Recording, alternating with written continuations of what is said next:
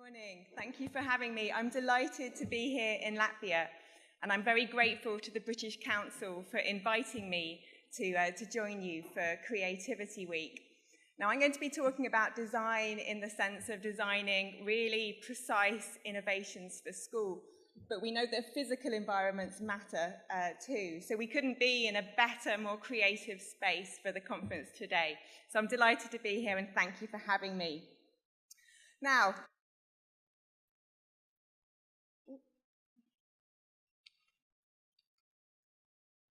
a few years ago, 8 hospitals around the world took part in a small intervention.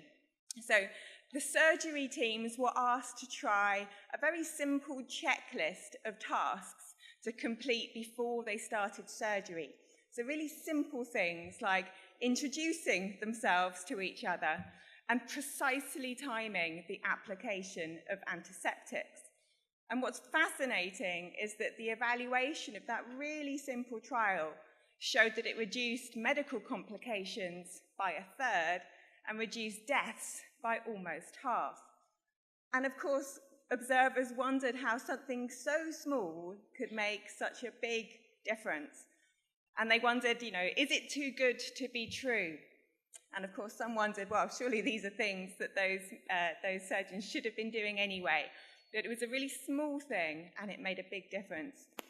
And my talk today will focus on education, and will draw on some recent research that shows that actually some very small, precise things like that checklist can also make a significant and a sustained difference over time.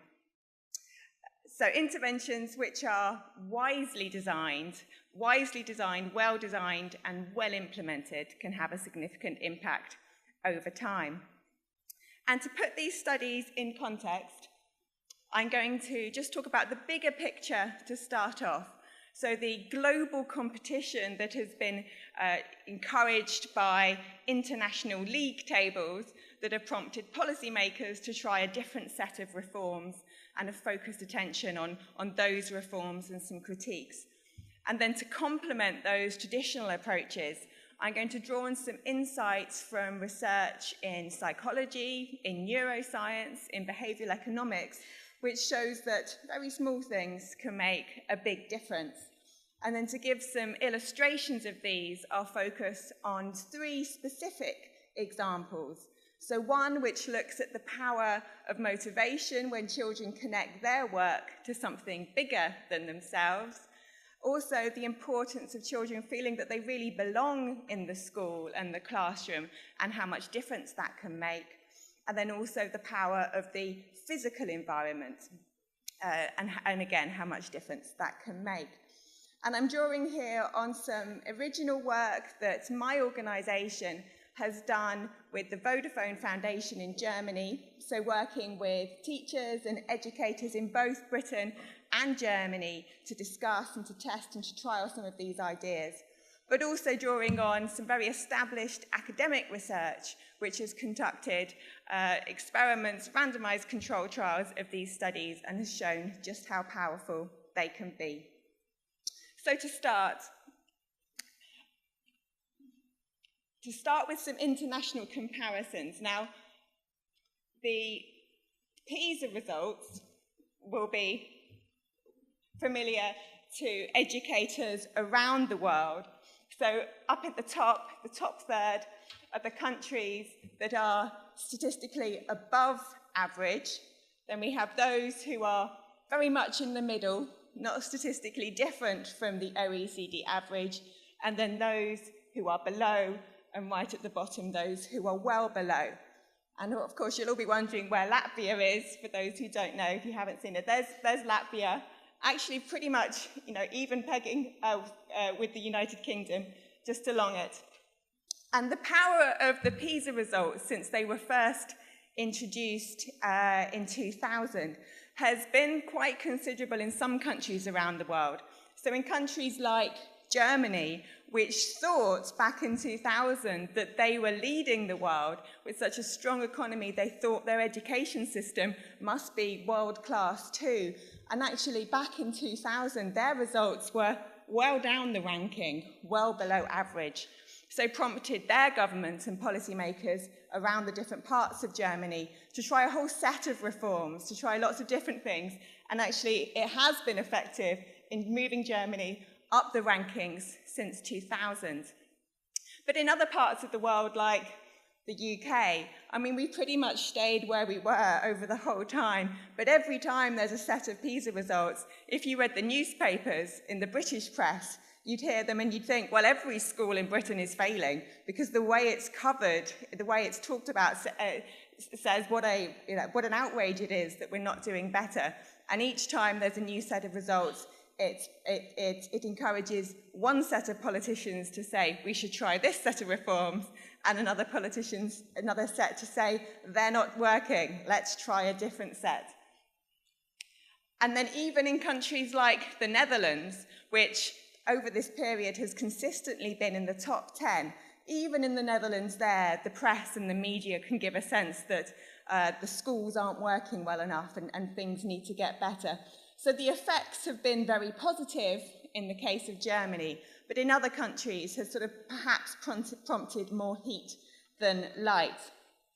But one area where the research has been really helpful is in really shining a spotlight on both overall performance and then the gap between children in each country who come from richer and poorer family backgrounds. So what's really interesting, so if we look at Latvia and the UK, again, they're very much in the middle, on the positive side, but they're very much in the middle. So that top right quadrant is the one which has above average performance, but is also above average in terms of equality, in terms of the gap between rich and poor. And what's encouraging about these results is that it shows that some of these countries manage to combine both excellence and equity. So it's not impossible to combine the two. Inequality in education isn't inevitable. But of course, the results also show these countries down here in the wrong side of the chart, just how far they have to go. So these results overall have encouraged different kinds of reforms in different countries around the world. Analysis by McKinsey, the consultancy, has focused on which policies have been effective in lifting countries from below average to the middle. And they say that an increased focus on choice of school and competition, extra focus on testing, a standardized set of tests and accountability, so increasing the pressure, if you like, on schools to get better, and then also increasing school accountability. And this has been the biggest reform that has been taking place in England since 2010. So the transformation of our school system by making more than half of our secondary schools, our high schools, autonomous. So these set of reforms are very much associated with that kind of rise from the bottom to the middle. But what they don't do, and England is a very good example of this, they haven't yet been effective in lifting from the middle to the top. So the analysis shows that those countries that have been effective in getting to the top have adopted a slightly different set of reforms. They focused on really deep kinds of professional development. They focused on professional autonomy, not just school autonomy. And they focused on collaboration between schools in a really purposeful sense, rather than just a sort of shallow or superficial sense, so that teachers can share what they know and can learn from the most effective teachers and learn to get better. So I can't stress strongly enough the kinds of innovations I'm going to talk about today would accompany this set of reforms. They're not, or that emphasis on professional development and school partnership. They wouldn't in any sense be a replacement for those kinds of activities. But what's encouraging, I hope, for a country like the UK, but also like Latvia, who are perhaps stuck in the middle, is that the kinds of studies I'm going to talk about today have shown just how powerful some quite small things, some quite low-cost interventions can be. So, to draw on some of this more recent research, it's really focused not just on what's needed to improve school outcomes, but how important aspects of student character are to help encourage both greater performance, but also a greater sense of well-being, a greater sense of health, and a greater sense of enjoyment at the same time in school. So over the last few years, there's been a resurgence of interest in these aspects of character, so described as a combination of determination and self-control and emotional intelligence and optimism and creativity and curiosity. And longitudinal studies, which track students' outcomes over time, these demonstrate that these character traits can have a significant impact both on children's outcomes whilst they're at school, but also their later life chances, so their employment when they grow up, and also their health and their well-being as adults. And what's more, this newer research provides a better understanding of the interaction between these things, so the processes and the mechanisms through which these aspects of character can also have a big difference on student achievement and student outcomes. So, some selected highlights from this research, and this is mostly drawing on the very established research that's been done in the States, but other research done in Britain and other countries around the world.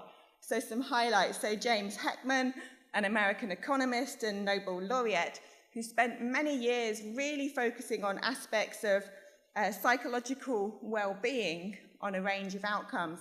And for some time, he argued that traditional policy wasn't focused enough on these social and emotional capabilities. And his research started to show that actually focusing on these things could have a bigger impact than just focusing on the pure learning aspects of the classroom. And then similarly, Angela Duckworth, focusing on self-discipline. So her studies of teenagers, 13 and 14-year-olds from deprived and ethnically diverse backgrounds, shows that self-discipline, so the ability to remain on task, to stay focused, to avoid distractions, that this is a significantly better predictor of achievement and later outcomes than IQ, perhaps surprisingly. And her work builds on earlier research by Walter Mischel and colleagues in the 1980s. So a very famous study you may have heard about, when 4-year-olds were invited to take one biscuit now or to wait for a few minutes for 2 biscuits if they managed to hold off. And the power of that study showed that many years later, the children who'd managed to hold back and wait, so delay gratification, wait for the 2 biscuits, that was controlling for all the other differences between them, was a significant predictor of their later outcomes and a better predictor than IQ. And then Carol Dweck, focusing on motivation and effort, and I'll be saying a little bit more about her work in one of my workshops later on. And then also similar sort of really successful findings from other work, focusing on a sense of belonging, sense of purpose, focusing on emotional resilience and executive function and emotional intelligence. So I won't try and cover all of these now, but together forming a really powerful body of research. And what these studies have in common is the view that pupils' personal and social and emotional capabilities are a crucial component of academic success. And paradoxically, that focusing on these capabilities and attributes can have a better and more powerful impact than just focusing directly on educational learning and attainment. And what's more, research shows that the social and physical environment in which children study and learn can have a major influence both on their well-being but also on their achievement in standardised tests. So, a bit more about these interventions. What defines them all? Oh, I've gone too far. What defines them is that these are wise interventions which are well designed. So they're well designed in the sense of having a focus on a specific real-world problem. So these are not abstract academic studies. These are not random things that academics sometimes focus on. These are real-life problems, and the focus is on designing a very precise intervention that can address those real-life problems. And they draw on a very specific set of insights from research, especially in social psychology. And they're psychologically precise in the sense of really seeking to understand the psychological process involved. So many other interventions, even if they involve psychology, they don't necessarily focus on a specific psychological process. So in that sense, they're less well-designed, they're less precise. And what's interesting, of course, is that by designing a very precise tool, so using those theoretical insights to be very focused, have a very well-designed, precise tool, the impact can actually be quite significant. So producing significant benefits both in the short term, and what's really surprising is actually, or remarkable, is sustaining the impact over time. So these wise interventions are therefore, they're well designed, and they're also they're well designed in terms of process, so that the process is very thoroughly tested to make sure that what seems like a hunch actually bears out in practice and really makes a difference in the environment of the school and classroom. So, I would like to focus on 3 specific examples of these wise, well-designed interventions. And the first is instilling a sense of purpose. So again, starting here with a very real problem. The problem that in every school and classroom around the world, children can be engaged in tasks such as maths, such as science, which, even though they're really important for the rest of the world, for the rest of their future, doesn't necessarily seem like that for the child involved. So, for the individual students, they may think, well, what's the point of algebra? What's the point of trigonometry? How is this going to help me in the future? And from an adult perspective, we can look at maths, and we can look at science, and we can look at all the jobs in technology, in biochemistry, in bioengineering, all of the jobs that will be helped by having a really thorough knowledge of maths and science. But for, a 12 or 13-year-old, that doesn't necessarily really speak to them if maths homework is really dull. Now, one study of a representative sample of US teenagers asked them about doing their maths homework and found that over half of 14-year-olds said they would rather eat broccoli than do their maths homework, and 44% said they'd rather take out the rubbish than do their maths. So the issue here then is one of motivation. How do we find the ways to make what can seem like fairly boring tasks, how can we make those more motivating for the students involved?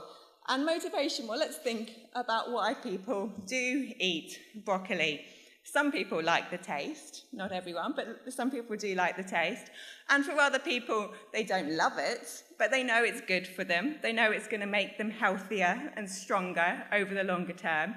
And then some other people, they may buy organic broccoli because they know it's good for the environment. So they're thinking about something bigger than themselves.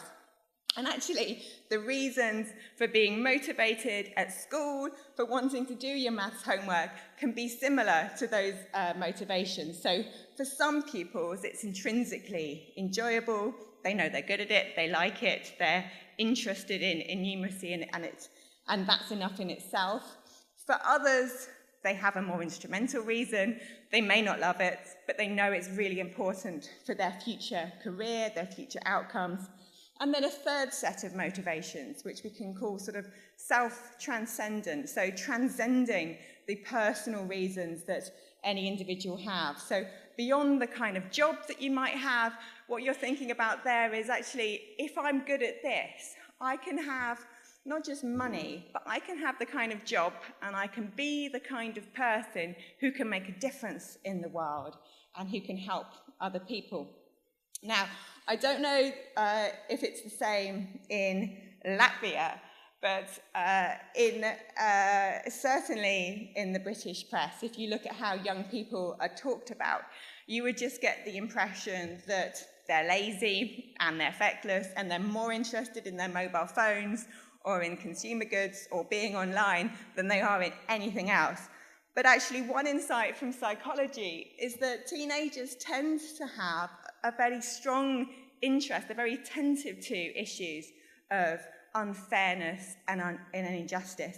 So both unfairness in their own lives, when they think it's not fair, I'm not allowed to do X, Y, and Z, but also a sense of injustice about the wider world. And what's fascinating is that this set of studies have shown that really harnessing that sense of caring about something bigger than themselves can make a difference to their learning at school and their outcomes. So sorry, it's going mad here. The precise practical tool that was tried here. So a very brief intervention, less than an hour, but students were asked to complete 3 sets of tasks. So this was a controlled trial in the experiment. Some students were asked to do these things, and a control group, randomly assigned, were asked to do a similar set of activities, but that didn't in any way talk about their wider sense of purpose. So a very rigorous test, which controlled and had a control group to compare against. So in the intervention group, the young people were asked to write an open-ended essay, just a very brief response to a question about social injustices that they found particularly unfair. So they were given a prompt such as, how could the world be a better place? And it said something like, sometimes the world isn't fair, and so everyone thinks it could be better in one way or another. Some people want there to be less hunger, some want less prejudice, others want less violence or disease. What are some ways that you think the world could be a better place? So the students were given this as a prompt, and then they were asked to write a brief response which dealt with some of the things that they found most unfair. And so some common responses dealt with issues such as war, such as poverty or other political issues. Some examples were, without discrimination, there would be less violence and war in this world, or the hunger problem can be solved if we have proper energy sources. So those kinds of issues. So the young people were asked to do a fairly brief writing task. And then in the next bit, but again very brief, they were presented with the results of a survey which told them about other students' motivation. And it said that as well as thinking about things like making money and having a greater sense of autonomy, that actually other students, even if they didn't always talk about it, most of them secretly also wanted to do things that would make a difference in the world, that would make a contribution to society, rather than just for purely personal or material gain. So they read about this survey, and then finally the students were asked to write brief testimonials to future students about their own reasons for learning. So the students were asked to explain how, by learning in high school, I mean, the students weren't told what to write, but they were just encouraged to write a testimonial, and some of them talked about how learning in high school could help them to be the kind of person that they wanted to be, or to help make the kind of impact in the world that they really wanted to see. So, a fairly brief intervention, 3 tasks, and all done in less than an hour. And as I say, in a controlled situation, so that another comparable group of students were given a similar task which touched on their future careers but didn't evoke these ideas about making a wider contribution. So what did the study find? Well, in 4 studies with over 2,000 young people, they found that simply encouraging them to think about their future career goals didn't have any difference to their ability then to concentrate on relatively boring maths problems or tasks, and it didn't have any impact on their outcomes either at the end of the week or the end of the year. But they found that the students who'd done these interventions, these 3 sets of exercises, just for an hour or so of their time, they found both that they were better able to focus on a relatively boring set of maths tasks, but also that it made a difference to their performance at the end of the week, at the end of the month, and at the end of the year compared to the other students. So it shows that even a small thing could make a difference with a 3 grade point improvement for these students, showing that it could improve their high school science and maths scores over many months, could increase their deeper learning behaviour on a fairly tedious task, and many months later they were both performing better but also more likely to remain in college.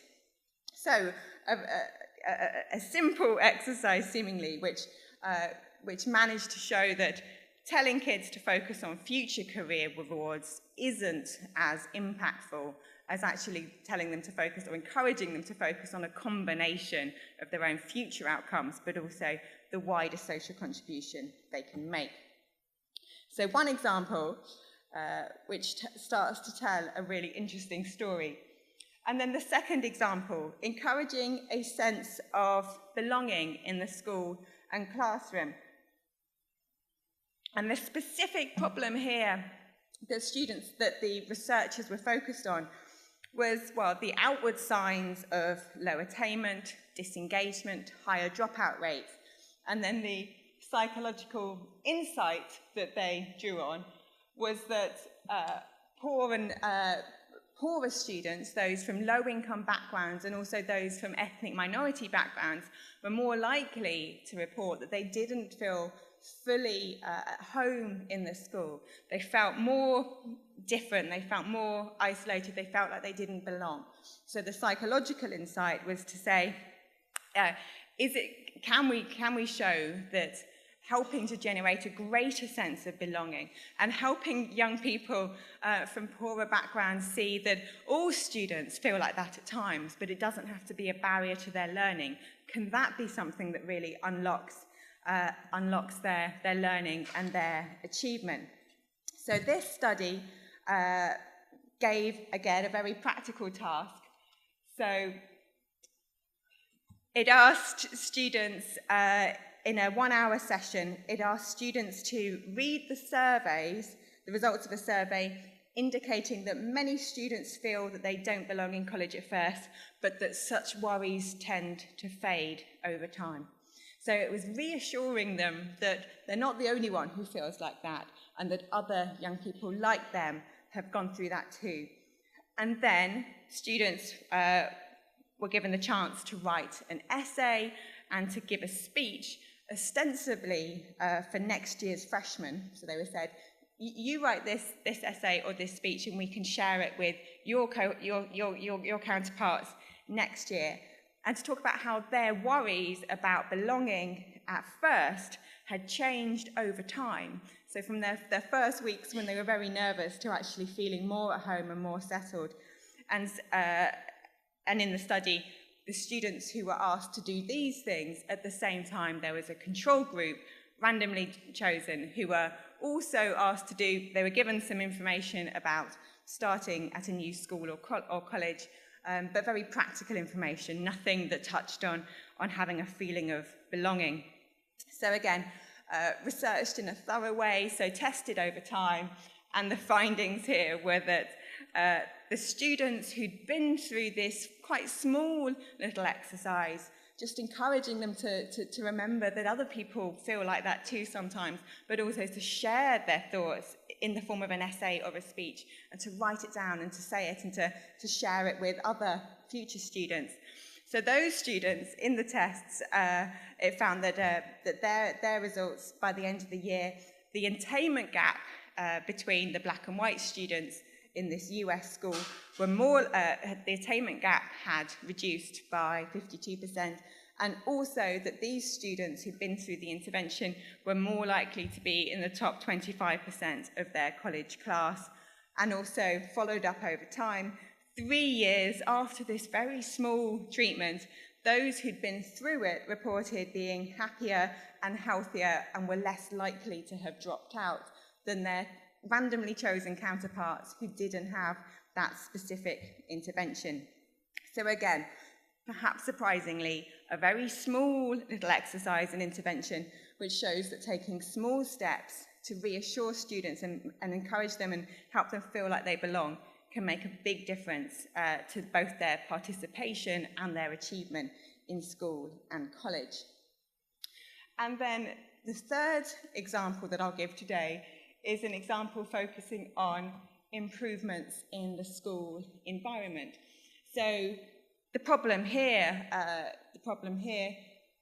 started with the recognition that children from lower income, poorer homes were more like those who lived in much more deprived neighbourhoods and areas. They were less likely to have access to green spaces and also more likely to attend poor quality school environments. So the insight here, so building on past research, the insight was that poor physical environments are linked to mental fatigue, lower attention, higher aggression, short-termism, and more impulsive behaviour.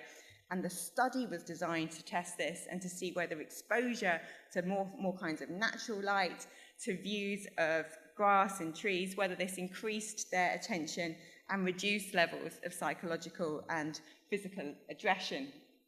So again, a study which tested this simple insight and then tested it to see whether it made a difference, both in terms of the natural light, but also the exposure to green spaces, and creating a more calming physical environment to see whether that had an impact on children's emotional well-being and on their self-regulation and self-control. And again, these studies found that those students who were in the well-maintained buildings with access to green spaces with natural light, that it helped them to pay attention for longer, to complete tasks in the class, as well as helping to improve their behaviour over the longer term, and also helping them to focus on making decisions about future career and future education decisions. So my third example, again, quite small things which can have been shown to have a quite powerful effect. Now, like the checklist for the surgical teams that we started with, it may be that these things seem too good to be true, and it might be that you're thinking this yourself. Can it be the case that such small interventions have the power to have such a big impact?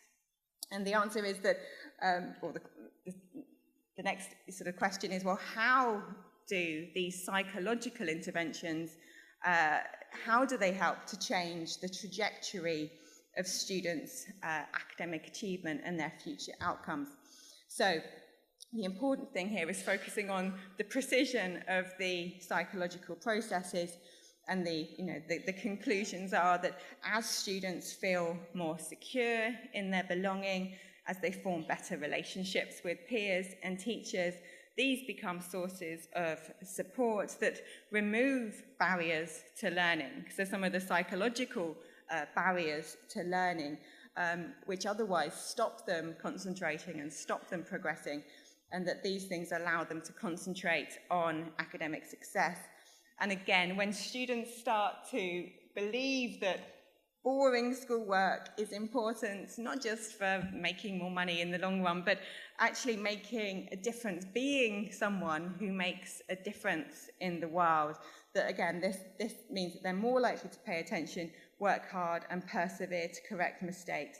So it's about a rechanneling of their internal sort of thoughts and feelings about themselves and about school, and channeling that into increased effort and attention and persistence to help them take advantage of the instruction that's actually going on in the school, and encouraging them to seek help when they need it, and ultimately to learn more in school.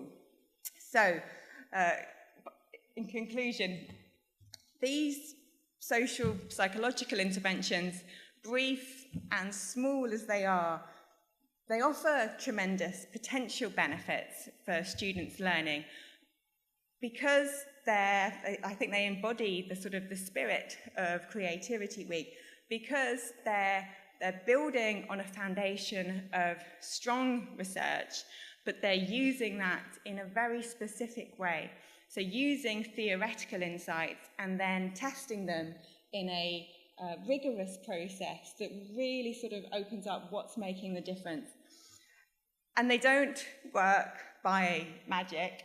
They don't work just by fluke or by luck or by chance. They work by understanding the psychological mechanisms underlying the effects of the interventions, and they show that by doing that, teachers and educators are much more likely to apply these types of interventions successfully in other settings and contexts. And as I said, they're not quick fixes.